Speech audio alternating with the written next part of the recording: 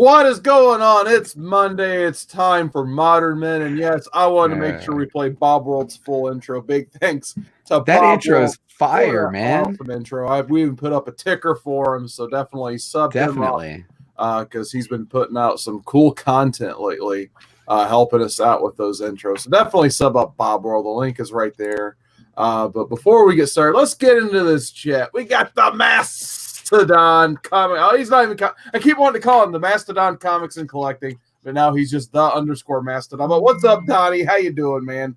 Glad to see you in the chat. And we got King John Free the First or whatever his name is this week. But we got John's Comics with Kids, and I couldn't tell if that was a bald spot or a crown on his little gimmick there. I think that's supposed to be a crown, but it looks like a bald spot to me. And we got J Hood Creative in the chat. What's going on, man? How you doing tonight?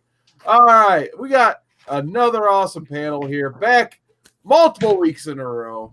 Perfect attendance. Andy, how you doing? How's the beard doing today? Gotta check the beard. Gotta check the beard, man. Come on, first up. Hey, everybody, what's popping? There you go. We got some good combing activity today. I'm excited for this. How about you guys? This is by far one of my all-time favorite reads lately. Yeah, this one was definitely blew me away, man. It just absolutely blew me away. I can't wait to get started. Oh, absolutely. Now I do have ComicManAndy, but down below in the basement down there, we got JB from DiscoveryBay Comics. JB, how you been? I've been good, man. I've been great. Today was actually a banner day for the channel. Nice. Somewhere around the middle of today's pop-up show broadcast, I crossed over the 4,000 hours, which is the second threshold that you need. Yeah, that's awesome, man. So I'm pretty pumped about that. Congratulations. Thanks, appreciate that. Nice. Congrats, man.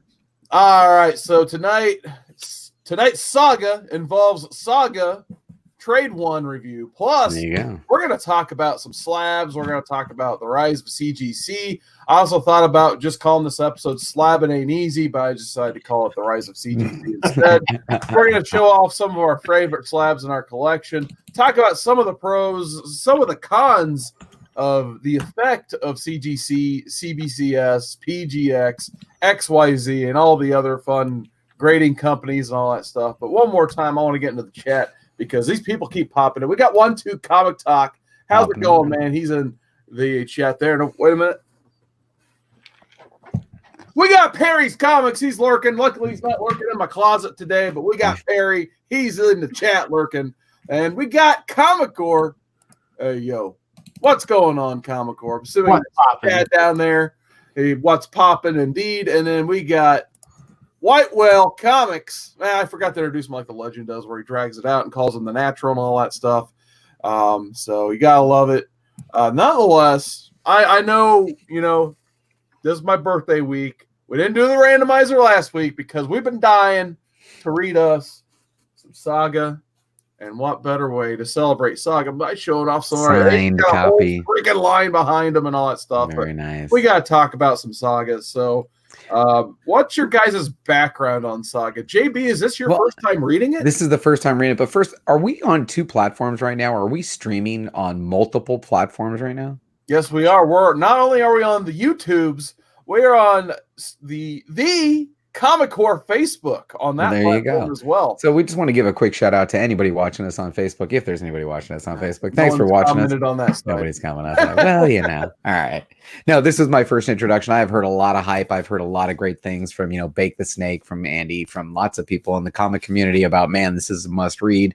And I've heard you talk about Brian K. Vaughan and how talented a writer he is. And I'm like, you know what? This is, I'm looking forward to this. And I'll tell you, literally from the first panel, first words out of Alana's mouth, I'm shitting. Am I shitting? Is what she says. Am I shitting? It feels like I'm shitting. Yeah. I mean, now anybody who's a parent who was in the room. Yep. Dude, she's shitting, bro. It's happening. Okay. And they tell you first off, they get you and they say, hey, it's going to happen, but don't freak out when it happens. So I was hooked from the very first panel. The way that this guy actually weaves a tale of planets and this war and this love and this tale of, the royalty and just so much going on so quickly that you're just into it by the second chapter. You're like, I can't, what's going on? It was fantastic. The characters and the way they developed them and how important each of the goofy little things are, you know, just like a good detective novel. I every piece of information about Elena, and at the last page, it meant something that he got that book, her favorite book. You know, come on, man, this was great. So I've never actually I've ever read anything from Brian K. Vaughan. Wow. And really? And the way that he, you know, introduced the characters, and I thought, man, I'm gonna go get the next one, man. You already know I bought Black Hammer too, the second one. So I'm definitely gonna be going to get the next saga. Man, all I know is I think Whitewell's trying to get his little wrench taken away there. He says, hot take, Saga starts strong, but gets worse as it goes on. Oh, no. I 100% disagree with that, but everyone's entitled to their opinion. All right. I was actually going to kind of conclude with my thoughts on Saga and, you know, rereading the issue for the first time. First, I want to get Andy's thoughts because he's got quite the line of 9/8 sagas back there. Man. Yeah, 2019 was a good year for us in collecting Saga. And I'll get a little personal with this. I don't mind sharing with the family, with the community. We discovered Saga a number of years ago, shortly after we were told that we could never have children. Really tough blow to take when you're young and you're in that age and the family expects it and the world expects it of you as a household. And about that same month, we were told that we decided to come up with a new 5-year plan. We got into collecting, got into some of the other stuff. What were we going to do for each other? What were we going to do as a couple and to take care of each other and come up with our next 5 years? And we got back into comic books. And we walked into that store, and that was one of the first things the store owner said. He's like, have you read Saga yet? I'm like, no, we'll give it a shot. And that was that death blow at the beginning. I'm like, I almost threw this in the garbage the first 5 pages after we got that news. That same week, we bought this and started reading. We found out we were pregnant. Oh my That's goodness. cool, man. So this story has an incredibly special place in our hearts and our home. And we knew from that month that we were sticking it out and we wanted to collect this. And me being the completionist collector that I am, you know, once I fall in love with a story like this and it's that deeply rooted in our hearts, in our home, I had to make the trek for that. I originally found the whole first run of books raw for a really good price on eBay one time. Then I started sourcing out and saving up for first print of #1. And then eventually the other printings just kind of showed up. And I was like, man, some of those were just way too good deals to pass up. And the 4th printing, which is actually the hardest one to get, the lowest print run, I think it was less than 1,400 copies of that were made. What's his face? From Ben S. from CBSI actually had that book sourced out, clean and pressed from one of his buddies, got it back, and he unboxed that on a show, and I messaged him immediately and said we would like to talk about that. And I bought it from that, completed that collection. And then just this past weekend, I found the Image First copy, the one with the black border on the side, the reprint. I found that at CGC 9/8 for like $50. Had to have that. You know, that's just a little bit over the cost of actually getting that slabbed and shipped back. So yeah, I mean, I will read this and read this and I'll read it and read it and read it. And the only bad thing I have to say about tonight's show about this book is that we didn't agree to read the next volume and the next volume and the next volume. Because I put it down and I wanted to go right into reading the rest of it again. Well, we will probably. I have a feeling Saga Volume 2 is going to end up on some of these randomizers. We'll try to go back to our typical format and judging of what we're going to read. When was this written? What was it, around 2013, 2014-ish? Could be a little earlier. I remember it was between 2012 and 2016 because my local shop I was going to at the time, I was going to go afterward, get my copy of this exact copy right here of a first printing. I love me some Brian K. Vaughan, and I know I wanted some Saga. I go to the shop, and guess what? they didn't get enough, and they sold out instantly as soon as the doors opened. So we just went in and cleaned off their rack. So this was after Why the Last Man. Oh, absolutely it was. Yeah, Why the Last Man was early 2000s. Okay. So that's another one I've never read. Well, March 2012. Never read it. Throw it on the list, guys. So we might just say screw it and put it on the randomizer anyway. Even though we had a whole show. I know. I never read it. I haven't read Why the Last Man either. So. Oh my God! ComicManAndy hasn't read it either. The randomizer real quick. I already brought it up. We're typing Why the Last Man, Volume 1. So there we go. We already got one. So by the way, if you guys are enjoying us reading favorite stories of yours, please, toward the end of the show, feel free and put them in the chat, and we will be putting them in the randomizer. And whatever wins after one randomization, that's what we're going to read next week. So kind of start getting your picks now.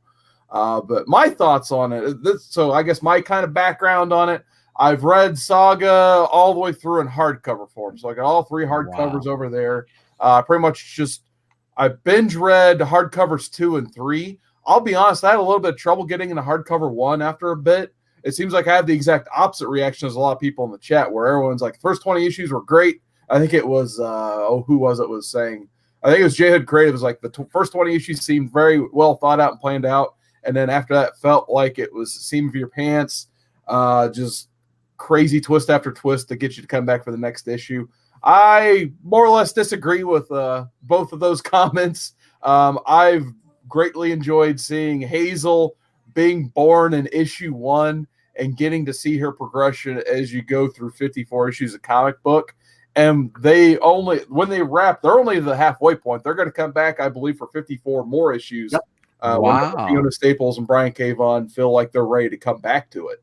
Confirmed for 2020, though. They did. It is confirmed. Awesome. Wow. They didn't say when in 2020. They haven't alluded. And everybody's paying attention to the previews and the solicitations, hoping for when it comes back. But so far, nothing for December or January. And I think we're looking at February now, right, guys?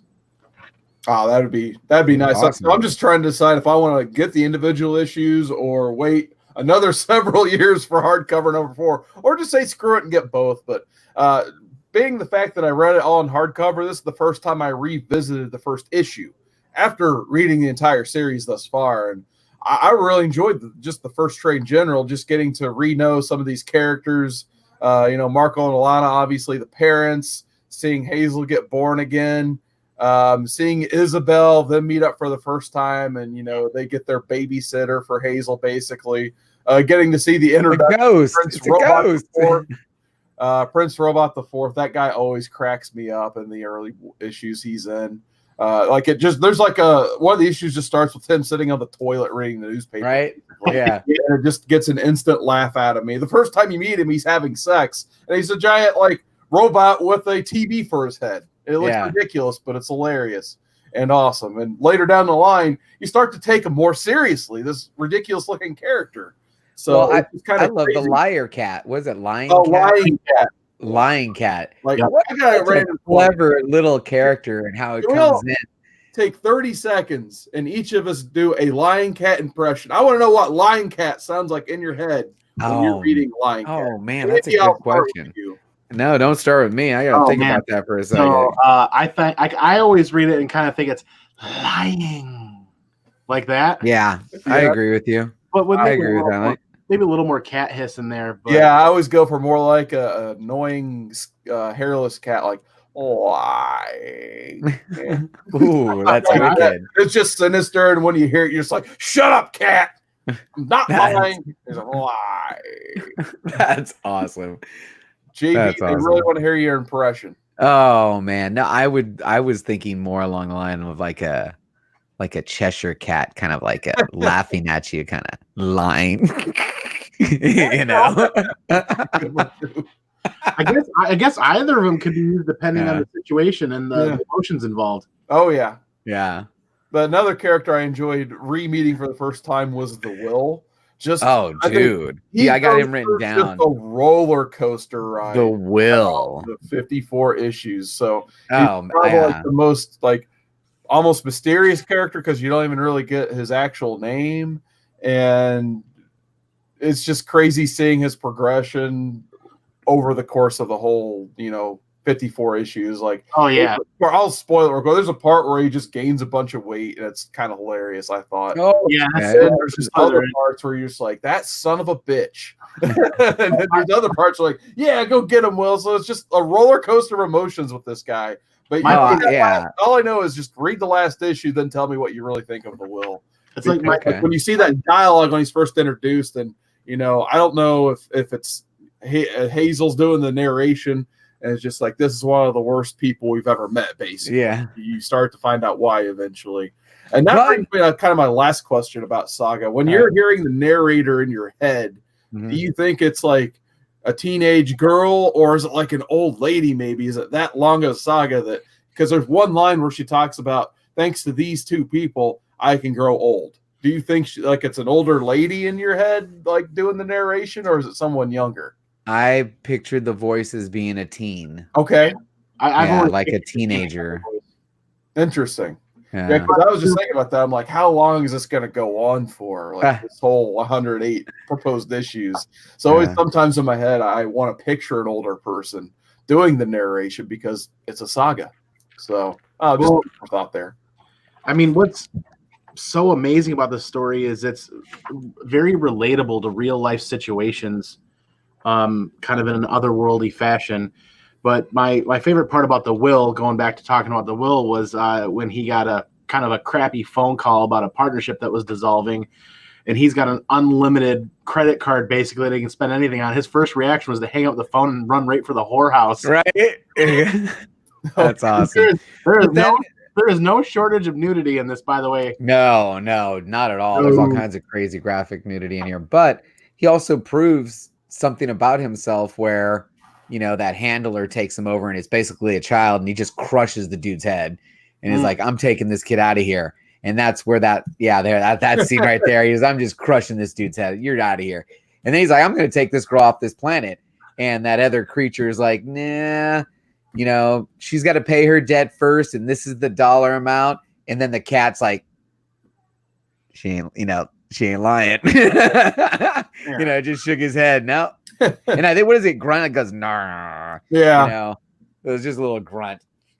Yeah, we got some panels of the week here, so shout out to the kids in the hall. I always got to go with the head crusher.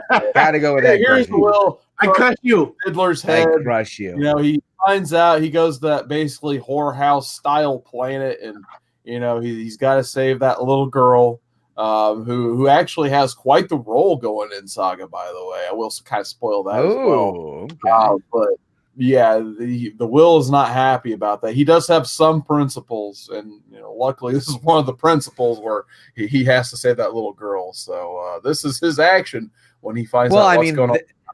When he finds out he can't take her off and he has to pay the debt is when he decides to take the bounty, because technically the guy's a bounty hunter. They don't call him bounty hunters. They call them freelancers. Freelancers. But these are approved. Now, to give you the concept of this story, this is kind of awesome, right? You got a planet and the moon, and the two different inhabitants of these, the planet and the moon. So instead of, they're smart enough to say, we don't want to battle on either of our planets, so let's just take the battle to everywhere but our planets. And the rest of the galaxy starts having to choose sides, and they start fighting over all the other planets, but they don't battle on their own planets, because those are, we got morals, we got rules, And then here's the other splash panel you guys really like. That's that was cool. The unveiling of their rocket ship, where they go to the rocket ship forest. Were you able to find the bridge one that I was talking about? I didn't get a chance to pull that one before. All right, no worries. I have it here, but Andy's got it, I think. Well, I mean, this is the classic story. Hey, there's a map, and the map's going to lead us off this place, and the map says, hey, there's a bridge. So far, everything's right, and then they get here, and she's like, dude, we're screwed. Since when did the war, get all the way out here? The art does not disappoint at all whatsoever. Yeah, I really dig Fiona Staples' art, and that's quite a bit. I think it's perfectly suited for the story, and I'm glad that there are no fill-in artists on this. It's all Fiona Staples. Yep. That's awesome. One of the. That's I'm sad they've taken such a long break to get back to this, but I will agree with that wholeheartedly. Is there's no substitutes, no fillers, it's them. This team kills it. BKV and Fiona Staples kill it with this story. Yeah, I'm gonna have to get the next one. Absolutely. So we're going back to the randomizer. Saga Volume 2. Dude, throw it on there. All enjoying. right. I'll tell you what, I am enjoying Black Hammer Volume 2 also. Nice. So any final thoughts on Saga Volume 1 before we get back into the chat and get into our tonight's topic? Final thought. No, this is. What about our grade? I mean, this one is. 9.8. Easy. This is. Yeah, come on, man. This is some of the that's best thing I've. I'm so happy to have been asked to be on the show, guys. The stuff that we have read is awesome. And the fact that I hadn't read any of these things, this has just been blowing me away. And this is probably one of the best things I've read yet. This is seriously nice. So I mean, it's 9.8. It's 9.6, 9.8. It's right there. Read it in one sitting, JB. I know did. You said you couldn't put it down. I could not put it down. Andy, I'm assuming you couldn't put it down. I couldn't. No. I read it in under 2 hours in one sitting this morning while waiting for my car to get serviced. Yeah. Are you all set, JB? Do you have any more thoughts? No, that's it for me. Okay. For me, this is the 9.9. I'm giving this a 9.9. Whoa. You ask why? Maybe. This story has brought so many people into the comic book community and comic book collecting that weren't comic book collectors to begin with. People have dedicated channels and Instagram pages just to this. There's a Facebook page. There's a Facebook group. There's a Facebook community. There's a Facebook community just for Saga that I'm a part of that is amazing, where people share their favorite section of the story, their favorite cosplay, you name it, all sorts of great stuff. This is a 9.9 all day, in my opinion. It leaves you wanting to read more. This is by far the greatest modern read, in my opinion, up there above and beyond The Walking Dead. Ooh. Like this, the two modern keys to have right now are basically The Walking Dead #1 and Saga #1, in my opinion. Now, Saga is still undervalued, in my opinion. It's because they haven't done any optioning. They haven't done anything like that, which is fine. That kind of throws a crazy different wrench in the whole spectrum of values and whatnot. But the two greatest books that are modern right now, in my opinion, are Saga and The Walking Dead. There's a few others in there, but that definitely top 5. Oh yeah, absolutely. Like I said, 9.8 all day for me. I one of the most essential modern reads you're ever gonna hear about. I mean, this thing isn't going anywhere. My local shop, every year they do like a top 100 trades, and that's what they basically put in the front of their shop when you walk in, because that's what people buy the most at that shop is trades. And basically, since its release, Saga Trade 1 has been #1 on this guy's wall since he's came up with the concept. So every comic book, every comic book store that's out there, this is getting reprinted and being sold, and it's constantly one of the top selling trades in most comic book stores across the country. Nice. All right, so before we get into tonight's topic, I want to address the chat because there are some questions and such, and a lot of new people coming into the chat here. So the first question we got, Jayhead Creative is asking, are there any Brian K. Vaughan properties currently in development? I believe Why the Last Man should have a TV show by the end of next year on FX. Finally. Wow. It's supposed to be out earlier this year. I got to read it. Showrunner strife. Get it on the list. They put showrunners, so they're just completely redoing the whole thing.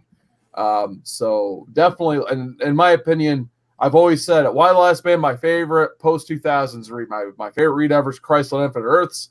But second place, I guess, would be Why the Last Man. Saga is quickly encroaching on that. I'm just saying that now. But we got to see how the second half goes. I think the first half, that last 4 or 5 issues specifically, that is the Empire Strikes Back, that run. I want to read that whole end of that run again, so I can't wait for that. I got a couple impressions to do here first because Chad 90, man, he keeps typing it in, so I got to say it. Got to do it. YouTube is 90. Drink it in, man. A little bit of the bubbly. After that intro, I need a little bit of the bubbly. We got Chad 90 MF Comics. Oh, didn't Paper Girls get picked up as an option?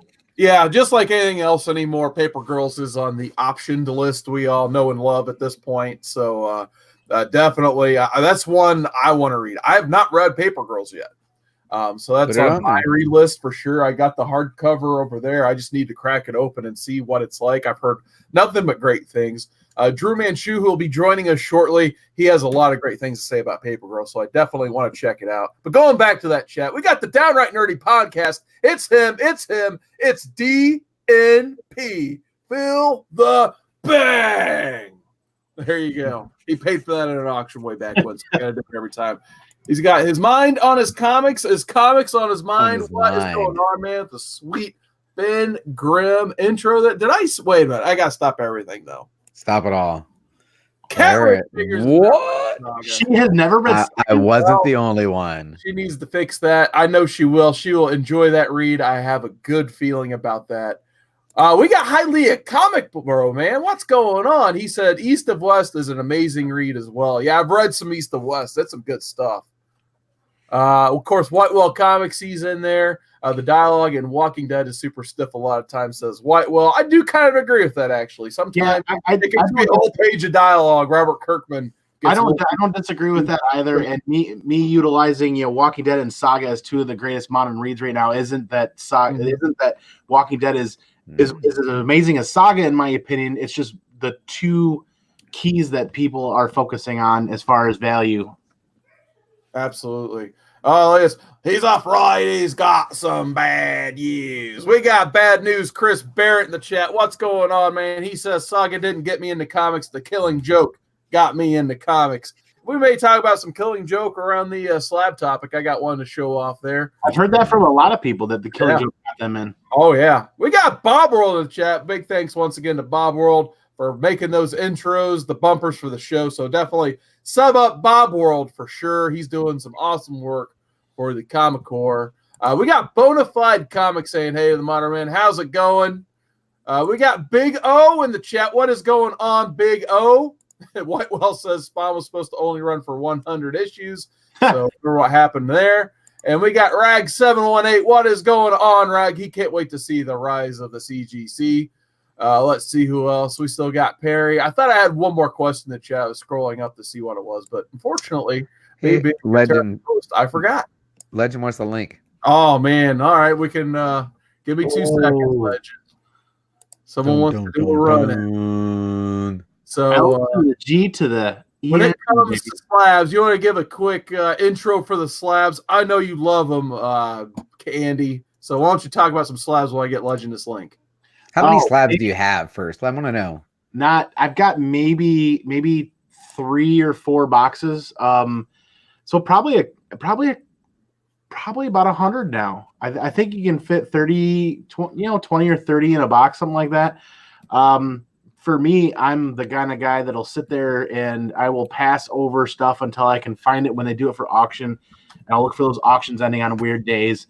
And I'll buy any slab that I can get for less than the cost of actually doing the slab. You know what I mean?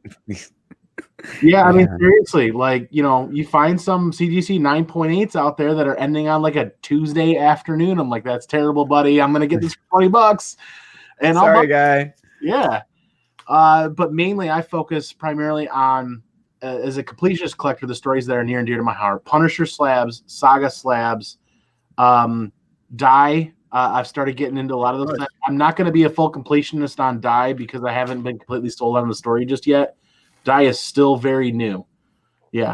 Too new, huh? I do have that. There's somewhere back here behind me is a Die #1. Actually, yeah, right over that shoulder's a Die #1. Picked that up for a really good deal,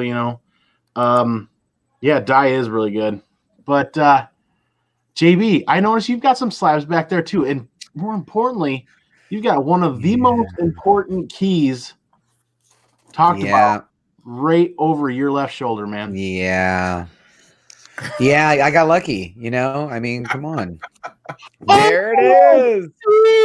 Wait a minute. I don't see that behind you, man. I don't see that behind you. I didn't care about the comic. I'm talking about the beard. Oh, the beard. Look at that beard, man. That beard is fantastic. Dang. Oh, man. We got a great Legend show, a.k.a. Damn. What's going on, man? What you got in your hand there, Legend? Why don't you tell the fans at home? I'll zoom in on that one. That's next on my hunt list, baby. He's speechless. He doesn't even need to say anything. He's got one of the best books I've ever seen right there. Saga 9.8, double signed, retailer variant. Look how awesome that book is, man. That's a beaut. God, gorgeous, man. Like that's no! He didn't. He did. That was it. Oh, that was it. Wow. Oh, I gotta have words with a legend, man. He just comes in and awesome. Nice. That says, damn, we got a lot of dams. Damn. There you go. There you go. Yeah. So thank you, Great Legend. That was an awesome run-in. I love cameos. We all love our Marvel movie cameos. That's how we do cameos here on the Comic Horror. But we're going back to the slabs. JB, what slabs you got? What you want to talk about back there? Well, I just want to talk about the slab itself. You know, I've never owned one before. I don't know, maybe January of this year. Wow. Yeah. Oh, really? January of this year. Yeah, it was the first time I got one in my hands. And again, you guys know my story. I'm that midlife crisis guy, and I'm like, ooh, this is cool. I want more of these. I got to have me some more of these. That's just pure luck. I would have never spent that kind of money on that kind of book. I would never have spent 20, whatever that thing's worth. You know, anything over $2,000 is kind of crazy to me. I like what Tony Sanders is doing. I'm telling you, this philosophy right here, where you get yourself the 1.0, you know, and it still presents well. It's on the wall. The point I want to make with these things is they're like Funko Pops, man. Once you get one in your hands and you're digging it, it's hard not to get another one. Yeah. And then you see a book that means something to you, and you're like, yeah, I got that, but man, it would be nice if I had one preserved. Yep. So I get another one. And then, you know, you got to be honest with you, the CGC slab just feels better than the other ones. It just feels better. You know, it's got a nicer feel and look to it. So yeah, I'd say it was a little addicting. I probably would say I run up my slab count to 30 or 40, and now I'm probably down into 20, maybe, you know, because I'm definitely getting rid of the ones that I don't think are going to be long-term keeps for me. Nice. How many slabs do you guys think I have? What's your guess?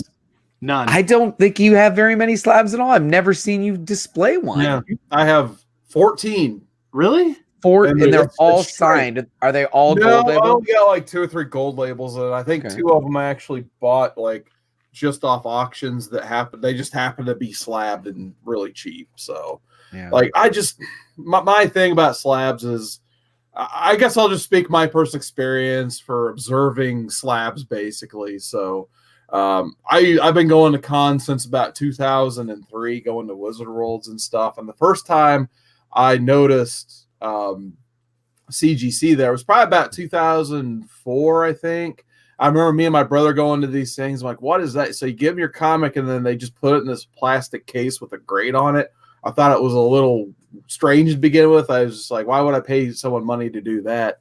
But, you know, after investigating a little bit further, I kind of understood, especially if you're getting older books or keys, you want to do your best to preserve them, keep your stupid like meat paws off of them from getting those spine ticks and, you know, grease and nacho dust all over it, obviously, and all that good stuff. So I definitely understand why people would want to slab, you know, especially, you know, a nicer book. But actually, I think the first slab I ever got was this, and it was just the reason because I got a sketch on it from Peter Steigerwald. So this is the first book I ever got slabbed. I was happy it came back in 9.8. And actually, this was also one of the first sketch covers Marvel ever put out. So just the Fallen Sun, Death of Captain America. So definitely wanted to get this preserved and slabbed because it was, you know, a free artist sketch I got. So I thought that was kind of cool. I didn't pay for the sketch.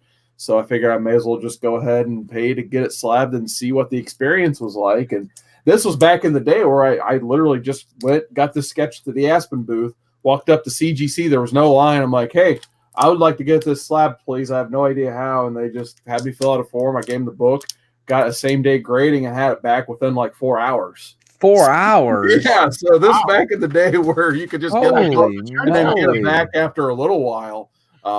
Wow. So that was kind of a nice first experience with them. Most of this original grading I did on my own personal books. I would just hand it off and get it back by the end of the con. When they started to get a little bit more heat, usually I just give it to them on a Friday. And worst case scenario, like, hey, we might end up giving it to you on Sunday. I'm like, I'm here all weekend. Take your time. And then I just get Sunday morning or Saturday evening. Now it's just like, it's kind of funny how times have changed. I can't remember if it was which member of the Comic Corps I was talking to about, but they said it was a little bit of a shame when we went to Baltimore. You kind of see these creator lines like Jerry Ordway and others. You can literally almost just walk right up to them and start talking to them. Even Jeff Lemire, you could walk right up to, get your stuff signed. Mike Zeck, yes. But the biggest line and the biggest turnout and the longest wait was CGC now. So it's kind of funny how the times have turned where all the lines have went from the creators into getting your books graded. So what do you guys think about their presence at cons? What they did amazing at Baltimore, though, that I loved was that I pre-did all of my stuff online before I went to Baltimore, printed out my sheets. So that first hour of Baltimore, I walked up to the little kiosk, the iPad, typed in my information, and got in their quote-unquote virtual line and did my experience. Then my phone buzzed, sometime later and said, hey, we're ready for you. And I went over there, and there was a massive line of people. Hey, my phone buzzed. She pulls me right to the front and clears room for me. Yeah. Stuff, and she's like, hey, do you got your paperwork? I'm like, here it is. And she's like, you're done. Holy shit. Seriously, done? She's like, yep, you're done. Like, I literally had no work on my part besides the 5 or 10 minutes online to pre-do everything before and make sure my stuff was all packed up. How long ago was Baltimore? October, end of October. Probably you got your books. Whereabouts? 2 months. When are you going to get your books? I did the whole. I'm still experimenting with the CCS cleaning and pressing, and the CCS cleaning and pressing turnaround time is about 85 days for just the cleaning and pressing. Yeah, because I think I got this book cleaned and pressed right here. Yeah, definitely worth my opinion, but I think it probably took me 6 to 8 months to get this book back because I did the full CCS thing. And then it just sat at CCS, which is the cleaning and pressing service for those of you who don't know. It just sat there for like an eternity, and then it finally went to CGC, and then it didn't take more than maybe a month or so at CGC. Yeah. So I think in that case, like it was fast. But the pressing service, rumor has it from a couple people, if you use their pressing service, it may bump up that grade a hair. All I'm saying is I got this book pressed, and they gave it a 9.4, which, hey, it's a phenomenal grade. But if you look at the back of this book, that looks like it could use a press to me, right? See where the pages are, the off-white pages right next to my pinky there? Yeah. That does not look pressed, does it? So, I mean, I'm still doing a lot of experimenting, and one of my last submissions to CGC that you can find on my channel, the ComicManAndy channel that I opened up, I did 2 copies of Alpha Flight 33, both with CCS. Both were 9.6 solid raw candidates. One came back at 9.6, one came back at 9.4. Well, and I flipped it around on the back of the 9.4. There's a tiny, tiny, tiny crinkle on the bottom corner by the spine that wasn't there when I sent it out. Not something that I paid attention to at first. So it's not 100% perfect by any means. But the experience is also I'm learning how to grade comics better as well. So pay attention, take pictures, know what you're doing when you're sending stuff out. Know what you're sending out when you do send it out and you do the paperwork. More importantly, though, is when you get stuff back, inspect it. Make sure that you give them the opportunity to receive feedback. Any company that you work with, make sure you give them the opportunity to get feedback immediately. Do it in a manner that's conducive to sharing a conversation with them. Say, hey, this is what happened. This is what my experience was. Give them an opportunity to make the situation right if something doesn't go right. And that's what I didn't do. I sat on this book, and then I finally look at it like a month later, and it's got a little crease on it.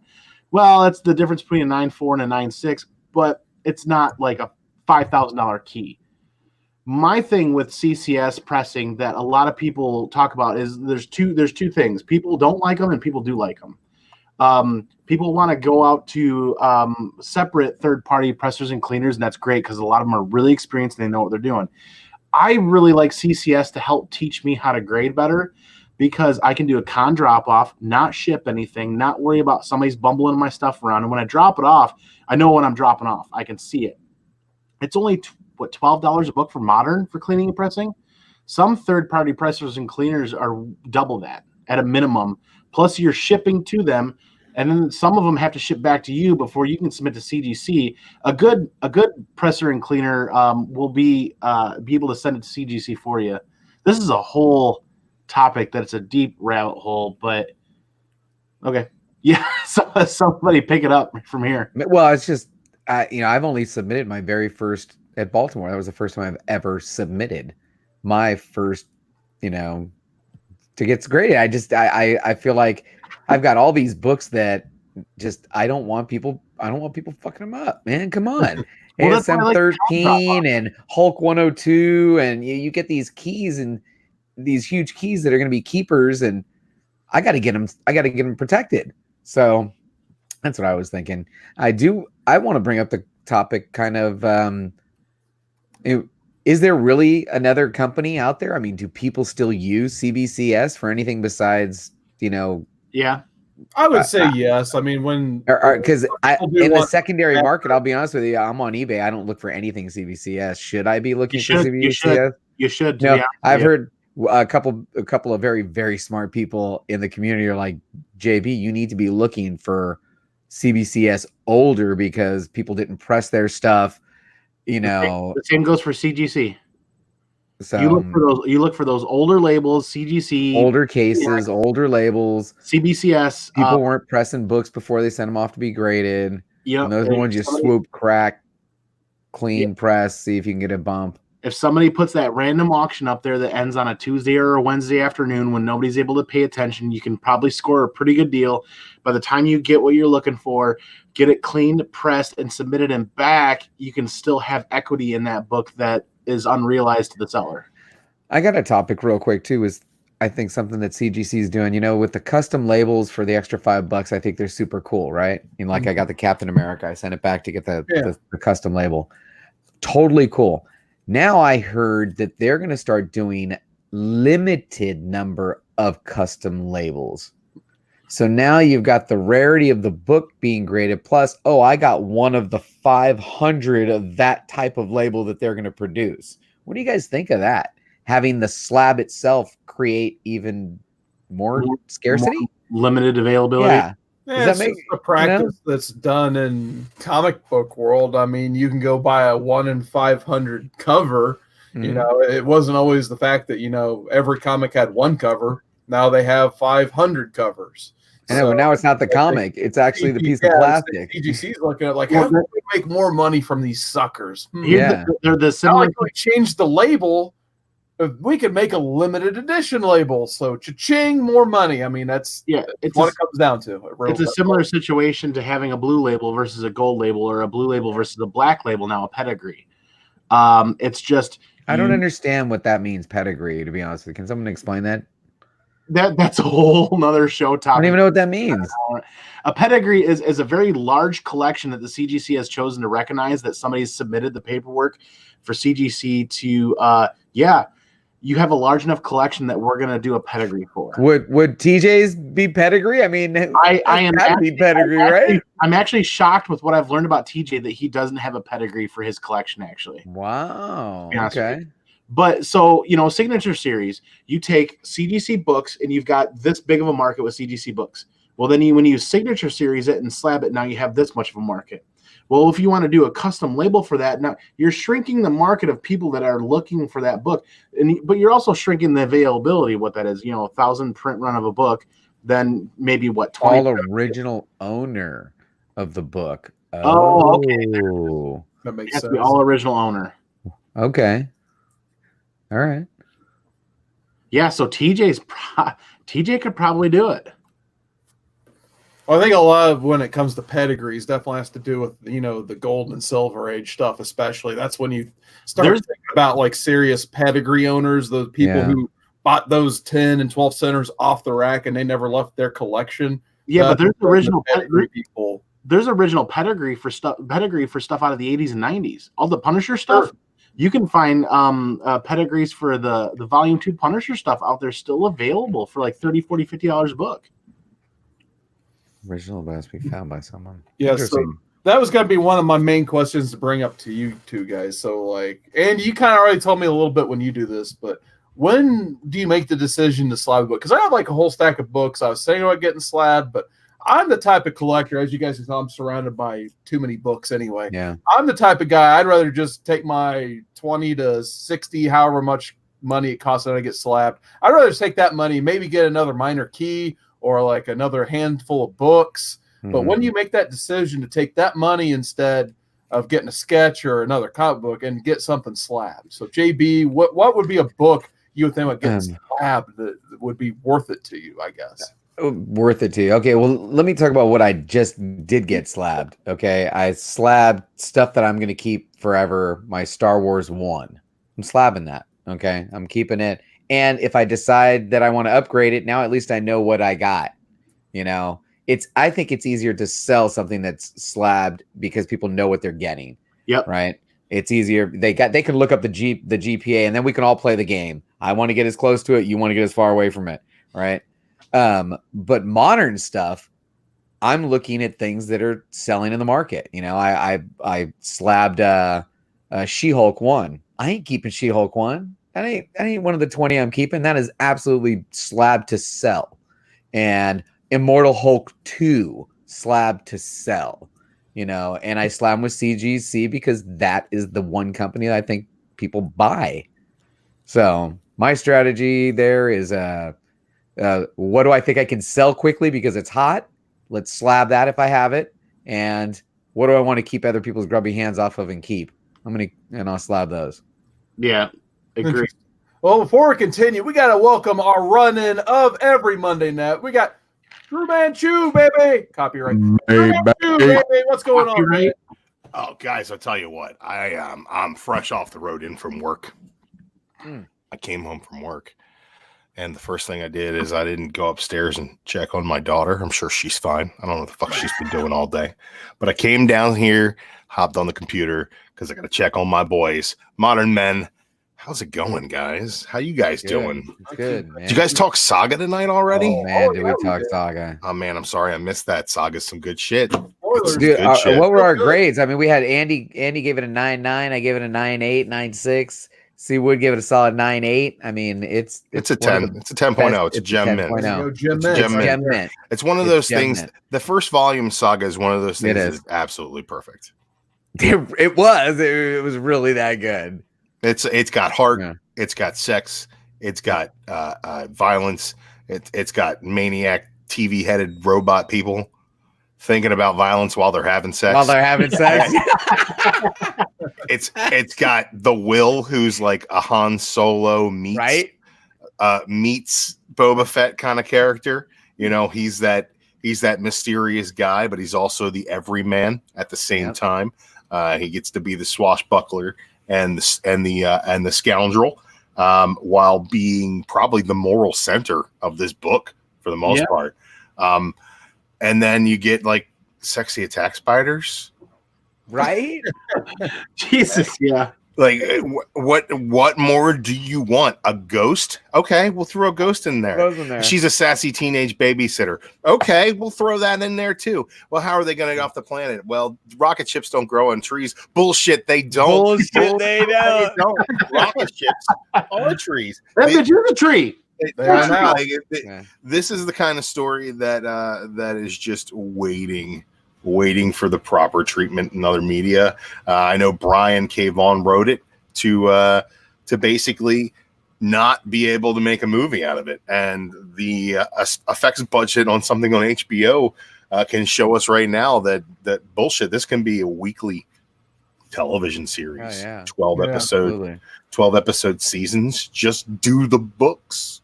Yeah. Just do the fucking books. Yeah. Just do the books. All right. So let's swing this back on topic here. You guys are talking slabs. Yeah, I got another question about some slabs. So I'm Piscato Christmas? About your guys' thoughts on the impact of slabbing in the community and at cons, because in the last several years we've kind of seen some of the creators at these cons. They kind of saw like, I'm signing these books and these collectors are getting these gold labels on them and getting some money. So now you got these guys that are charging like $10, $20 when they see that CGC witness next to them. So what do you guys think about almost all of the creators starting to charge extra for CGC certification? Drew, I'll start with you since you just got here. That's absolutely fine by me. You want to charge what you want for a book to be signed. That's fine by me. A high price will keep me out of your lines. Sorry, Neil Adams. If Neil Adams had like this really, really great Baltimore Comic-Con exclusive, it won't be because he didn't fucking sell any of them there. X-Men cover, right? They advertised it. He had it at his booth. It's like, oh, he'll sign it for you if you buy it. He'll sign it for free. Well, how much is $60? Go fuck yourself. I'm sorry, Neil Adams. It's beautiful. Go fuck yourself. You did it. It is what it is. You got a bunch of them sitting there. They're not selling. Price accordingly, dummy. He tried to charge for the facsimile version of the Batman. Was it a facsimile Batman? Yeah. We tried to get him signed. The first signed. Rule and it's a facsimile. It's the facsimile. And right. Kenny took it up to him and said, "Yeah, I want to get this signed." And he signed it personalized to Biggie Shaq. And then he said $60, and Kenny's like, "Oh hell no, I ain't giving you $60. That's." He goes, "That's the facsimile, bro. You know that, right?" And he goes, "That's a facsimile. You can't charge me $60 for that facsimile." Wow. And he started walking away from the. So Neil Adams has a sign facsimile personalized to Biggie Shaq. So the running joke was, next time anybody in the community sees Neil Adams, you got to go up to him and say, "Hey, would you personalize?" "Yeah, okay. Can you make that out to Biggie Shaq?" And just see the look on his face. I hope I find that on eBay one day. Wow. Right? You will. Adams is probably selling it. $60 for the facsimile. Come on, man. That's some bullshit. Like, I don't disagree with them charging more for a signature, because to be honest with you, there was one day at the Baltimore Comic-Con, I was walking around and I saw Neil Adams' line was nothing. Because he overcharges. And that's fine. I'm with TJ in this. Neil Adams just deserves every penny. He deserves every penny he can get, but it saddens me to see nobody in his line, because if he was just more reasonable with his prices, he'd sell 4 times as much shit. Well, then when you look at, if he charged half as much, he'd sell 4 times as much, which is doubling up what the guy makes now. I want the guy to make a healthy living, but you got to be reasonable with your market, and he is not. And there are a few that are like that, and I feel bad for him. I think he's trying to maximize. And when you look at Mike Zeck's line, he had nobody in his line. I turned to the ATM to grab like 40 more bucks. I turned around and there's like 2 people in line with armloads of books for Mike Zeck to sign. And I was like, oh my God, I got like half an hour to wait now. It's kind of like all over there and out there. So I mean, if they're gonna ask a little bit more money, sure, but within reason, like you said, you charge a price that's not reasonable, people aren't gonna hop in your line. It's right. Well, a guy like Dan Slott last year at Baltimore was like was pretty much saying, "Hey, I'll sign whatever you bring me, but like, give me a couple bucks for the Heroes Initiative." If you gave anything, he'd sign anything you brought. Right. And he'd do it any way you wanted, and he didn't care if it was witnessed or not. But he didn't give a shit. Just give to the Heroes Initiative what you think is right, and that's cool. I love that. We're big fans of the Heroes Initiative here at the Comic Corps. And shout out to Strictly Comics for the auction that they did over there the other night. I hopped in for a little bit, didn't do too much bidding because of my Christmas budget is tight right now. I threw a couple bucks out there, but it went way over my head on the one lot. So I had to call it a night early on that one. So a lot of good stuff happening over there. And speaking of Heroes Initiative, CGC's website actually lists Heroes Initiative on their website. There's a link there because they support Heroes Initiative as well. Nice. All right, so we're about 5 minutes to the hour, so we'll give some final thoughts on the rise of the slabs. I mean, just like I was saying, I've been going to cons since 2003. I've literally seen the hype and the lines at cons go from the creators to the CGC. Even the CBCS grading had a little bit of a turnout at one of the cons I was at. So I don't know. I feel a little disheartened by it sometimes because I liked seeing, all these comic fans pay homage and pay respect to the creators, and now it just seems like they want to get their stuff slabbed so they can either flip it. I know there's private collectors out there like to get their stuff slabbed, but just someone made the point to me. Someone made the point to me at the last Baltimore con. It's just like, man, like you can walk up to almost any creator here, but CGC you can't even go near that booth. So Like I said, I'm just the one I'd rather take $50 and put into Artist Alley instead of CGC. But that's just my opinion. JB, what about you? What's your final thoughts on grading? I think this is just the beginning. I think they're getting creative. I think they're getting slick. I think the slabbing books is going to skyrocket in the next couple of years. I think this is just absolutely the beginning, especially with the custom. They just released a special custom Hulk Smash label. That's sick. That thing is sweet looking, man. I want that on the wall. I just had the other Hulk label put on my 102. I wonder if I can still get it changed. Anyway, I think it's just the beginning. I think it's going to be huge. What about you, Andy? I like to see that they're innovating and doing something different. It might not be things that I agree with, but a company that's innovating and bringing new things is a healthy company. So they're going to be around. They're not going anywhere. I'm excited to continue doing business with them. I'm also excited to continue buying other slabs from other companies at really good rates online, which I could do whatever I want with and build my collection. Nice. Drew? I've never bought a slabbed book. Let that be a lesson to you folks out there. I've never bought a slabbed book. I've never gone on eBay and bid on a 9.8 or 8.2. I've had books slabbed, books that I wanted, or books that I wanted to keep for my own personal collection, some of which I've fallen out of favor with and I kind of want to get rid of. Slabbing isn't the end-all be-all for me. I feel like when I find a nice raw copy that looks gorgeous in the wild, it means so much more to me if it's a raw copy. See, I don't disagree. I don't disagree with his opinion on that, but I'm the same fashion where I keep that copy. I'll keep it raw, but as a completionist collector, I turn right around and I want that 9.8 to go with it to coincide as a complete collection. Andy, I don't think you get to have opinions on not buying slabs. Buy a lot of slabs, my friend. We'll just TJ, man, they got stories inside. Do you know that? Speaking of TJ, can I do a quick? I would rather see, look, man, this is why I consider myself more of a raw collector, because I would rather see the pages pop than be told on a label that the pages pop. That's just the way I am. And I know people want to have that guarantee. People want to have it signed, sealed, and delivered. They want to have a three-way authentication orgy all over their book. And they wanted to come back with that, and it comes back with Newton rings and somebody's fingerprints all over the back that knocked the grade down that weren't fucking there when you handed it in. Yeah, slabs are cool, man. I like to see them. I got a grail in a slab, I would probably crack it. I'll show this. No way. If I got a 9.8, first print Killing Joke there, right? If I got like a 9.8 GSX, yeah, that looks familiar. Where'd you get that? I'd crack it. Flea market is a gift.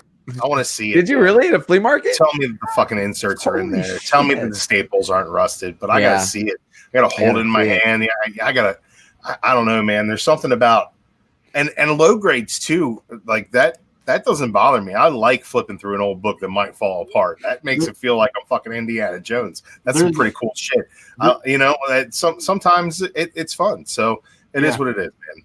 Yeah, White Whale nailed it right there. No wrong way to collect. And there's a phrase out in the community that I need to start adopting for my bank account and my budget. There's the phrase is low grade is better than no grade.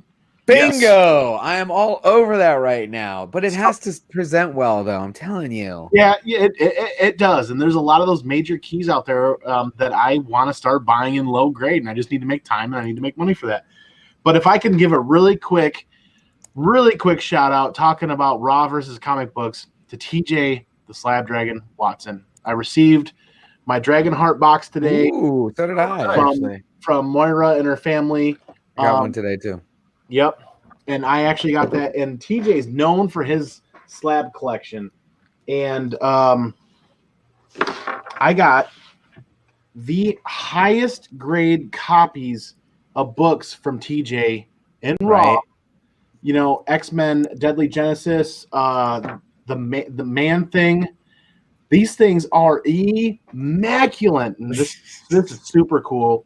Super villain team up. Oh, I love team up. In high grade. And this is good. This is You don't want that, Andy. We need to talk. This is a solid 9.6, if not a 9.8. Like JD was not kidding when he said these things were immaculate. And I got a nice little chunk of some Fast. This is actually a key. This is the origin of the Beyonder. And just these are so crisp and bright and clean and clear. They are CGC worthy, and that Dragon Heart box was amazing. And I can't wait to open mine up now. And my favorite part is these are books that I haven't read. And they're raw, and I can open them up and read them and send them to CGC and have them ready to go if that's what I choose to do. But I'm probably going to keep these in. Oh my God, these are almost too pretty to even read. I'm probably going to have to find reader copies of these now. You got to get that Marvel Unlimited app. Yeah. You got to get a sponsorship from those guys. Let's put them over every freaking week. All right. And I got two really cool pictures colored by the kids that I really appreciated as well. There you go. Show those again. I got zoomed in. Just a couple of really cool printed, just a couple of really cool colored pictures from the kids. I really appreciated that touch as well. All right, so now's the time. We're past the hour here, so I want to see in this chat some suggested reads for next week. I'm going to put them in a randomizer. We're going to hit randomize one time. The only ask that I have is it's about 5 to 8 to 10 issues, something we can read fairly easily in one sitting, maybe 2 sittings, and we can get it easily digitally, whether the DC streaming, Marvel Unlimited, or Comixology. However, we can find it easy enough. So as these are coming in, we'll go over some final thoughts and where we can find each of you guys. So I'm live. We'll start with you. JB, okay? where can people find you? I think they can find you tonight, right? Me? Yeah, I'm going live at 9:00 p.m. to 12 a.m. Disco After Dark, cocktail time, just for about an hour.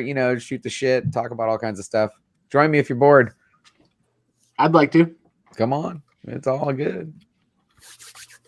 All right, Andy, what about you, bud?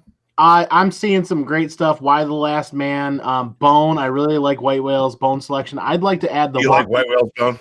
Yeah. You like White Whale's Bone? What? Well, the whale bone selection. The whale does have a big white bone, so his bone selection's good, huh? I would like to add The Walking Dead, the first trade paperback of that, just because I'm still very curious on how it's holding up. Yeah, just the first one. Those are still cheap. Yep, just the first. Well, Image. That's a great thing about Image. I love it. All the first ones. $9.99 comes out next week.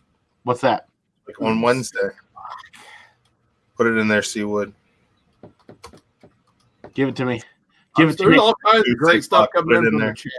So you Remender's X-Force Volume 1. That's I already typed it. Oh. Trying to think of something good. We got a lot of Marvel Knights.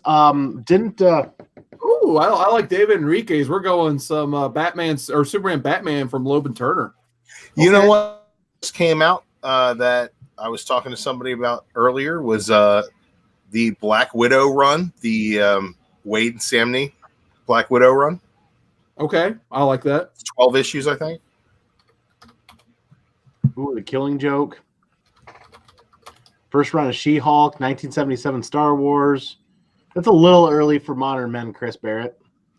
Just like you, a little early.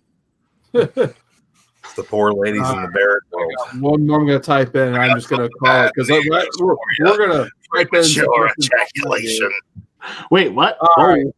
So you can find me at CWooder19. That's youtube.com/CWooder19. And wait a minute, I got to type in one more because Bonafide just put a hell of a good read in there called Detective Comics: The Black Mirror. Black Mirror's great. The Black Mirror. Never heard of that. You never heard of Black Mirror? Oh, Scott Snyder, written with Jock and Francisco Francavilla. It's a phenomenal read. All right, so I'll be streaming tomorrow on the Tuesday night live stream. Anyone on here can feel free to join me on that. I could always definitely use a co-host or two if anyone wants to stop by. just let me know. But I'll show off a few things. Maybe I'll try to come up with a topic or see what contests are going on in the community and participate in those. Those are always fun. But let's see if we can figure out a way to share this screen here. True. Whoops, I hit the wrong button. Share screen. All right, here we go. We'll click that. Share screen. There we go. All right, so we got a big old list of things here. So we got Why the Last Man, Saga Volume 2. Will we continue reading Saga on Modern Men? It's a possibility. We'll find out. Walking Dead Volume 1, Paper Girls Volume 1, Marvel's 1994, The Unworthy Thor Volume 1, Deadly Class from Rick Remender. That's one I actually do really want to read. Harrow County, Colin Bunn. Another great read I've had a chance to read myself. 7 to Eternity, Rick Remender. Ooh, nice. Venom Lethal Protector came out. No Venom Lethal Protector. That's terrible. All right, that's gone. Andy vetoed it, so we're good there. Infinite Crisis. I'm going to keep putting that on there until it gets passed. I think we need some freaking DC on this show, man. I put one DC on there. I agree. So, Uncanny X-Force. Once again, Rick Remender. A lot of Rick Remender love in the chat. Drew suggested Doomsday Clock. I hope that wins just because it's going to be a controversial show next week. I got to read it anyway.